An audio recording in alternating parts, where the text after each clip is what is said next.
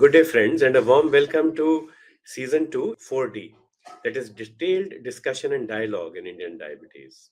We are together in this journey of learning, of gaining wisdom, gaining information, and we are working towards a healthier, a happier India. Today, let's invite one of the topmost experts of diabetes from across the country, Professor Swati Srivastav, Professor and Unit Head at the SMS Medical College, Jaipur, Chief Consultant of the Thyroid Clinic in the hospital, and also Chief Consultant at Dr. Swati's Diabetes, Thyroid and Metabolic Clinic situated in Jaipur. Madam is a fellow of the prestigious RCP Edinburgh, the ICP, and Diabetes India. And she has won virtually all the gold medals that were available during her MBBS and MD time. Madam, I really wish you could have left a few medals for the poor little boys who were in your class. Madam seems to have won every gold medal that she encountered on her way during MBBS and MD. She now teaches MD students, and those students are very lucky who work under a Dronacharya like her. But let's learn today from Madam, from the Dronacharya of Indian diabetes, about cardiovascular disease and diabetes. Let's learn about the connection between CV disease and diabetes, and also let's learn how to break this unholy nexus, how we can fix up cardiovascular disease, prevent it, manage it in people living with diabetes. Once again, welcome everyone to the show, and Madam, the floor is yours. Hello, all.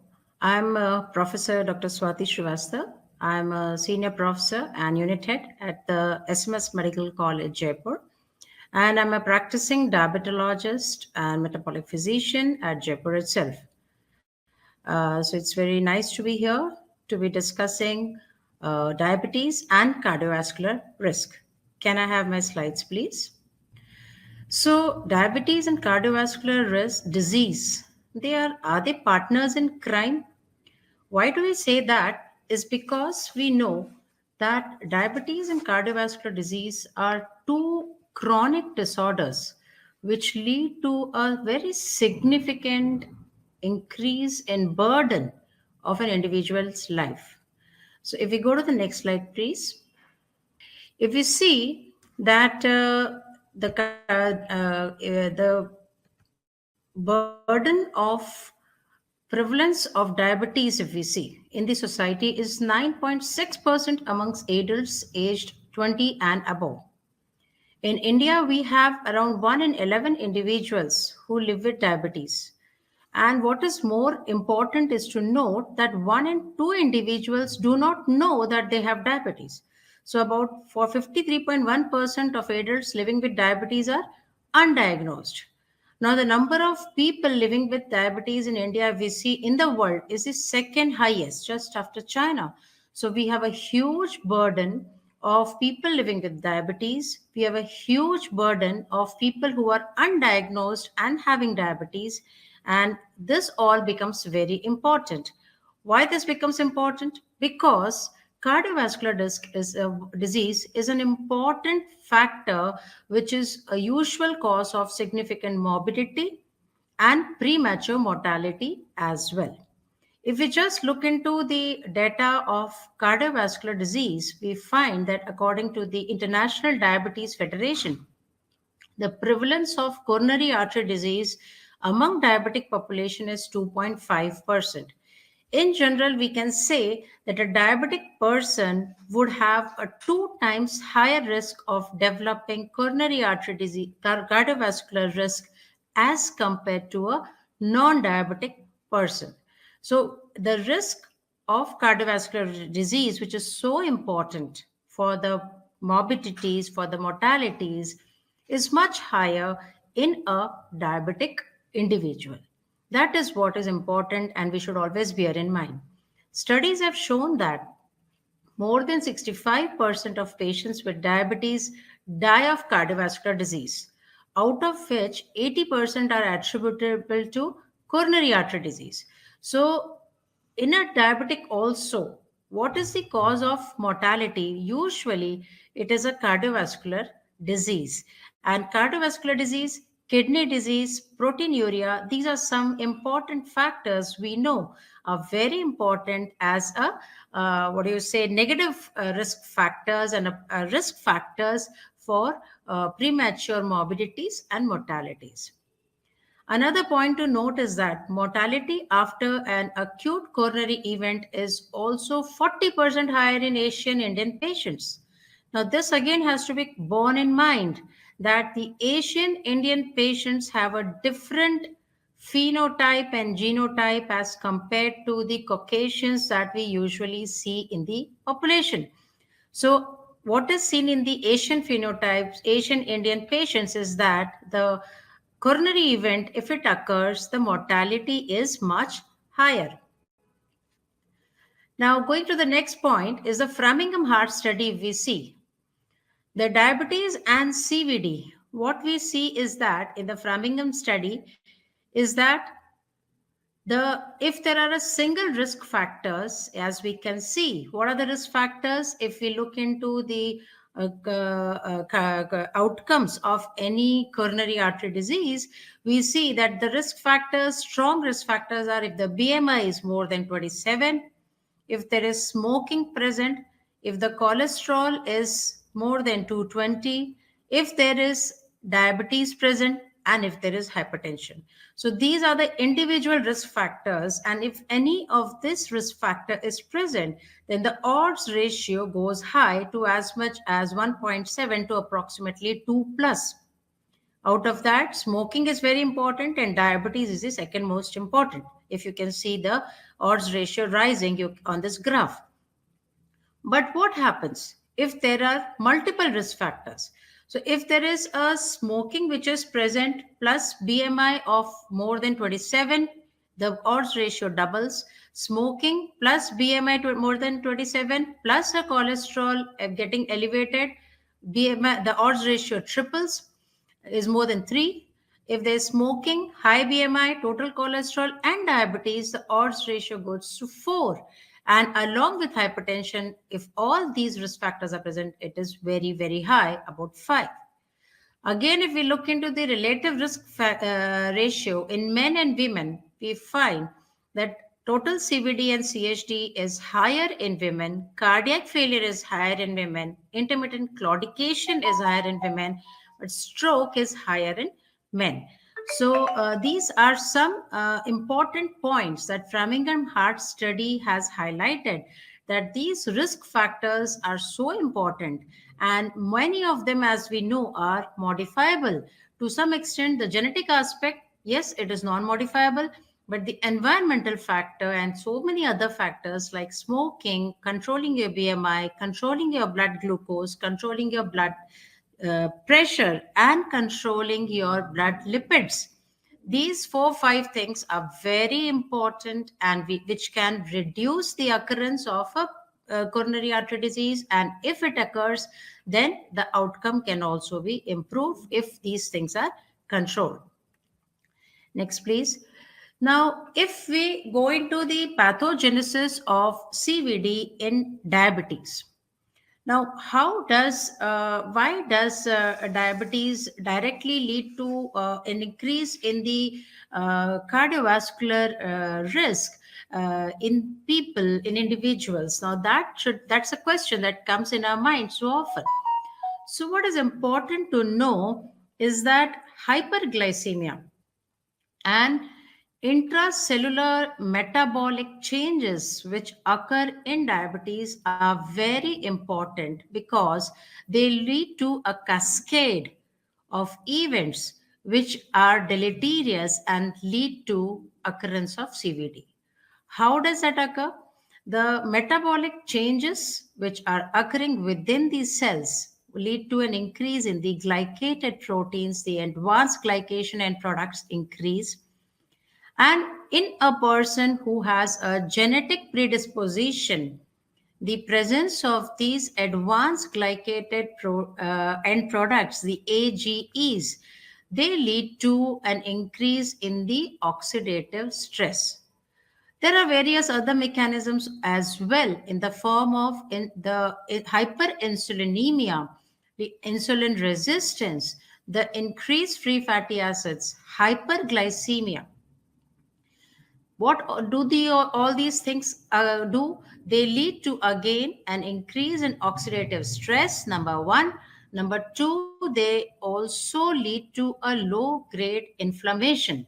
So, what is seen is that in the entire processes that go on, including the processes via the liver, where we have an increase in the C reactive proteins, increase in the fibrinogen, increase in the plasminogen activator inhibitor 1, all these lead to an increase in inflammation. They also lead to endothelial dysfunction and a thrombotic profile. So, what do we have? We have, if, as we see in the second picture here, that we have an increased oxidative stress, we have endothelial dysfunction, we have low grade inflammation, and to top it all, we have the dyslipidemia and the blood pressure abnormalities, which further aggravated ending and results into a thrombotic event either in the heart or in the brain or even elsewhere. Next slide, please. So, prevention of CVD in diabetes. Now, having seen what pathogenesis we are going to have in a diabetic individual, especially with regard to the cardiovascular disease, is there anything we can do about it? What can we do to prevent it? Because knowing is not important alone, we have to do something to correct it. So, what we realize is that the CVD can be prevented or delayed by controlling the blood glucose, number one, and the blood pressure and the serum cholesterol. So, it has been shown clearly that a blood pressure control and a cholesterol control is very important, and along with it, a blood glucose control also, along with stopping of smoking and a good lifestyle. A good lifestyle means eating healthy, nutritional, balanced diet, improving our physical activity. All these efforts will definitely lead to a prevention or delaying of the cardiovascular events.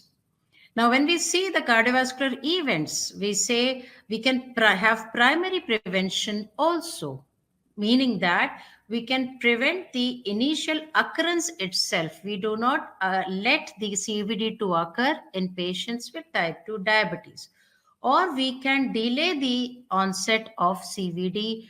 This is what we mean by primary prevention. So, by taking care of all these measures like a control of blood glucose, blood pressure, lowering the cholesterol, having a good lifestyle, good nutritional diet, and improving physical activity, we can have a primary prevention of the CVD. At the same time, we can also have a secondary prevention, which involves treatment of risk factors in diabetes patients with established CVD. Next slide, please. So, the therapeutic strategies, if we see, in addition to the lifestyle and prevention of the risk factors we just mentioned, is there any treatment, any therapeutic strategy which can help us reduce the CVD occurrence and improve the outcomes and reduce the and have a secondary prevention as well? Yes, we have. How can we do it? An early initiation of combination therapy is usually an approach to achieve glycemic goals earlier and delay the deterioration of glycemic control with possible better preservation of beta cell function. Now, how do we achieve all this? We can see it more in a simplified manner is that the newer medication therapy which we have, if we use along with the diet and exercise to control high blood glucose in type 2 diabetes, some of them can help us in reduction of cardiovascular disorders as well. So, what are they? So, if we look into it, classically, literature has shown there are two groups of agents. Number one is the GLP-1 receptor agonists, and the other are the SGLT2 inhibitors, which have a clear-cut impact on reducing the in having a better outcome and reducing the cardiovascular events in atherosclerotic cardiovascular disease patients with diabetes. SGLT2 inhibitors, if we see, the canagliflozin, dapagliflozin, and empagliflozin are the ones which are used. And in GLP-1 receptor agonists, we have glucagon-like receptor peptide receptor agonists regulate and restore the incretin functions. Now, these are not only the drugs, DPP-4 inhibitors are also useful. How? Because DPP-4 inhibitors, sitagliptin, sexagliptin, linagliptin, and alogliptin, they work on the incretin-based pathogenesis, and they also have some beneficial effects with regard to the CVD outcomes. Let's see how. If we see the SGLT2 inhibitors and DPP4 inhibitors, and if we combine these both, they form a smart combination. Now, why do I say that? For saying this, first let's look into the SGLT2 inhibitors, how they act. They act by reducing the tubular renal tubular reabsorption of glucose and promoting the glucosuria. So they have an impact on reducing the blood glucose. At the same time, they have an impact on reducing the systolic blood pressure by around 4 to 5 millimeters mercury, diastolic blood pressure by around 1 to 2 millimeters of mercury, and they have also they reduce they have a very low risk of hypoglycemia because they work depending on the level of the glucose. If the glucose levels are low, the tubular reabsorption is not going to occur so much and the person will not go into hypoglycemia. So it has a mechanism acting via the kidneys. The DPP4 inhibitors, if we see, they have an incretin-based therapy.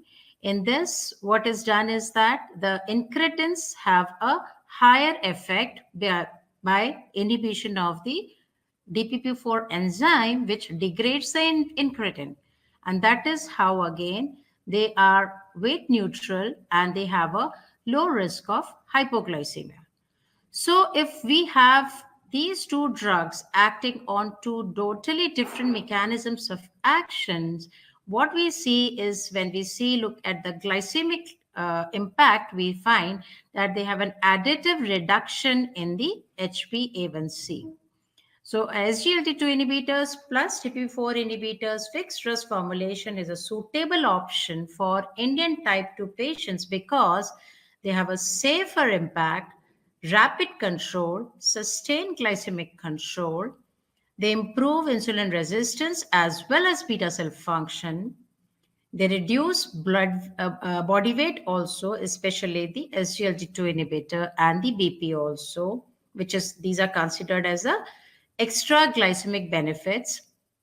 They reduce the pill burden also and resulting into a better compliance, better adherence to the therapy and are cost effective also. So, if we look into the final impact as to what the SGLT2 inhibitor does, it promotes glycosuria, promotes beta cell sensitivity, but has an increase in the glucagon. DPP4 inhibitor counter this effect on glucagon. They reduce the glucagon. So what we have end result is a reduction in hyperglycemia, reduction in weight because of SGLT2 inhibitors.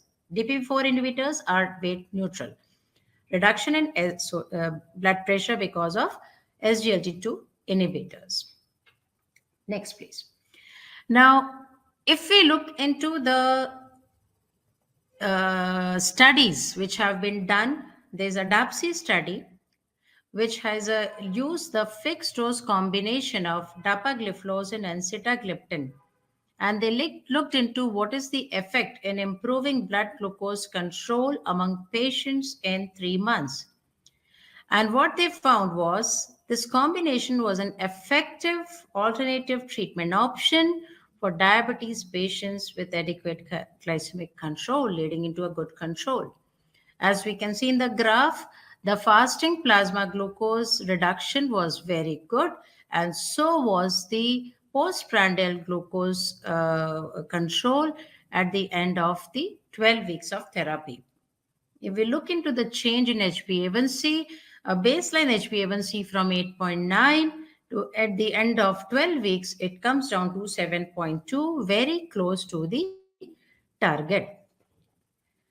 Now, if we look into the SGLT2 inhibitors, what impact they have with regard to the cardiovascular benefits, because we are talking about the cardiovascular benefits in patients with type 2 diabetes, and it has been clearly shown that SGLT2 inhibitors have important risk reduction in CVD events as well as in kidney events. And these benefits, as we can see, the declared TIMI 58 trial showed that dapagliflozin, if we see the first graph, we see that the cardiovascular death or hospitalization for heart failure both were significantly lower in the dapagliflozin arm as compared to the placebo arm. So, this trial showed that there was a significant lower rate of cardiovascular death, hospitalization, and heart failure with dapagliflozin. The second graph shows the MACE, the major adverse cardiovascular events. And what was found was that dapagliflozin was non-inferior to placebo with regard to the primary safety outcome of MACE.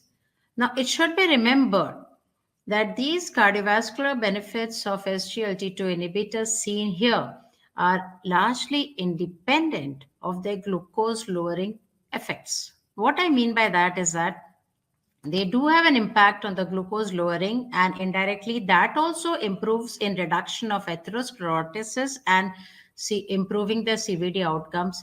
But independently also they have a good effect on the cardiovascular death, the cardiovascular disorders, the renal effects, and heart failure as well. What happens to the CVD risk in these diabetic patients if we give this combination of SGLT2 inhibitors and DPP4 inhibitors? As we just saw, that if we give SGLT2 inhibitors, then there is a proven CV benefit, like as we saw in dapagliflozin in the declared TIMI trial, and empiric outcome has also shown for empagliflozin. So it's a preferred drug in patients with CVD, including heart failure. So when we talk about SGLT2 inhibitors, guidelines clearly suggest the use of SGLT2 inhibitors for patients with diabetes who have established atherosclerotic cardiovascular disease or heart failure. These are two indications where we have clear-cut evidence that we should use SGLT2 inhibitors. When we combine with DPP4 inhibitors, they also have a proven CV safety. How do we say that? For example, sitagliptin. So here at the TECOS trial, which has been done, it's a trial evaluating cardiovascular outcome with sitagliptin. What they found was that adding sitagliptin to usual care in diabetes patients with established CVD offered CV outcomes. So, risk reduction of hospitalization due to heart failure, if we combine both these drugs, then probably it's a suitable combination therapy in patients with severe risk, including heart failure. So, if we look into this entire setting, we see that if a use of SGLT2 inhibitors along with the PPP4 inhibitors have a positive impact on the blood glucose level, along with a very positive impact on the cardiovascular risk reduction as well. So, they probably form a good combination in patients who are at a high risk of CVD risk, as well as in patients in whom we feel that they may develop cardiovascular risk, they may form a good combination to start with. And especially as cardiovascular disorders are one of the major complications of uh, diabetes mellitus, as we know, uncontrolled diabetes diabetes mellitus and hyperglycemia leads to microvascular and macrovascular complications.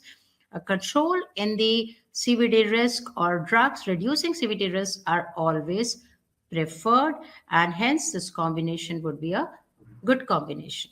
Thank you. Thank you, madam, for that wonderful discussion. Not only have you discussed the pathophysiology and the clinical features of both syndromes, you've also talked about management, how we can manage these conditions together in a pragmatic manner. Ma'am, lots of questions coming up for you. And one question is, are there any glucose lowering drugs which can worsen heart health, which can worsen cardiovascular disease? Are there any cardiotropic molecules which might worsen glycemic control? Right, that's a very important question. And when we talk about glucose lowering agents, which may have a negative impact on the heart health, yes, as we know, some time back, some of the thiazolidine had been implicated in increasing the heart failure, and some of them had been removed also from the market on account of their impact on water retention and aggravation of heart failure. I am talking about the rosiglitazone, which was very much there, and I think that was the first drug which then led to the entire cascade of using testing the drugs for the cardiovascular outcomes, and the CVOTs ensued later on. So definitely, these thiazolidine diones have been known to cause some amount of weight gain and sodium and water retention, fluid retention, and may sometimes aggravate heart failure. So in patients in whom we do have a increased propensity to develop heart failure, we should probably restrain from using or use with care. Other than this, some of the even the gliptins, some of the DPP4 inhibitors, especially one of them, sexagliptin, did show some increase in occurrence of heart failure, and that also should be used with caution in a scenario where we suspect a decreased ejection fraction or any heart failure for that matter. Even in preserved ejection fraction, I would not like to use it. And with regard to some drugs which have a negative impact on the glycemic levels, the second part of the question again is a very interesting question, because we know that when we want to have a good cardiovascular outcomes, we want to have a blood glucose control, but we want to have a still better blood pressure control, and we want to have a very good lipid control. And some of the lipid lowering drugs, like the statins, may cause an increase in the glycemic levels and increase in the blood glucose. So that has to be borne in mind when we use these things. Ma'am, more questions. One comment comes from a physician in Rajasthan. He says that there is a KG A1C paradox. Many times, when we prescribe triple oral therapy, fixed dose combinations, we are able to bring down the HbA1c, but we end up increasing the kg or the weight of the patient because of pioglitazone. And on one hand, we are trying to reduce cardiovascular events. On the other hand, we end up worsening cardiovascular health because of the increased body weight. So that is the KG A1C paradox. His specific question is, the marketplace is crowded with so many dual and triple oral therapy FDCs. In such a situation, what is the role of FDC of dapagliflozin plus sitagliptin? Can we use this safely? Will it help us manage both KG and HbA1c? True, sir. That is, I think, I'm sure you also would agree with me that this is one of a very important, valid points, that whenever we are focusing on the reduction in the HbA1c, a good glycemic control, many a times we end up with having a weight gain, which counters our benefits which have occurred due to the glycemic improvement. So on one side we have an glycemic improvement, on the others, if we see the scale on the other side, we are increasing the risk factors by having an increase in weight by some of the drugs. not all the drugs, some of the drugs. As very rightly pointed out, the thiazolidine again may lead to an increase in the body weight. Insulin also leads to increase in body weight. Sulfonylureas also may lead to increase in body weight. So though we have a good impact on the glycemic level, our body weight is increasing. So at and one side, though a better glucose control, on the other side, the CV risk we are probably enhancing.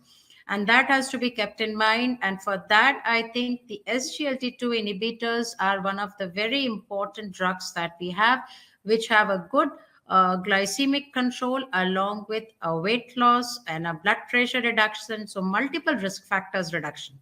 And if we add them with DPP4 inhibitors, as very correctly suggested by the person who questioned, as well as by you, that if we add it to a DPP4 inhibitor, then we are having the two mechanisms of action, the incretin-based therapy along with an SGLT2 inhibitors, a fixed dose combination, which is good in the scientific value in the form that it has a better CV outcome, weight loss also, risk reduction also. At the same time, it is in a fixed dose tablet.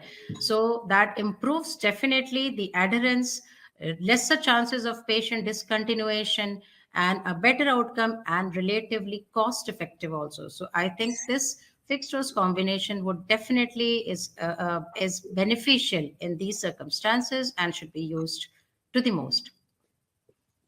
Ma'am, two more questions if you allow. The next question comes from Dr. Bharti in Karnal, and she says cardiovascular disease is so common now in the clinics, in the wards, not only in medicine clinics, but also in obstetrics and gynae.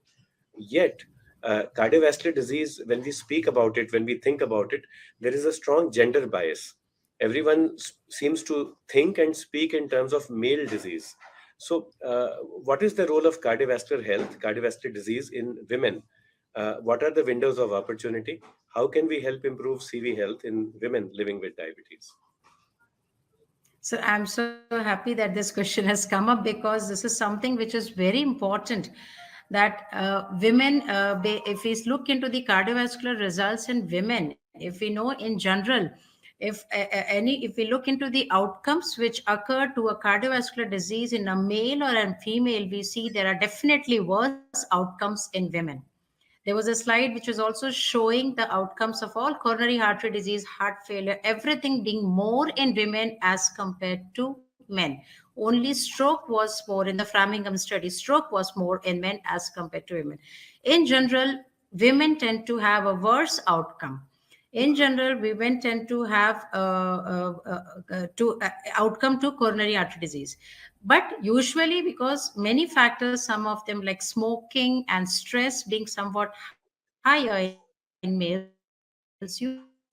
usually it is definitely found to occur. The coronary artery disease is more or less considered to be a disease of the males.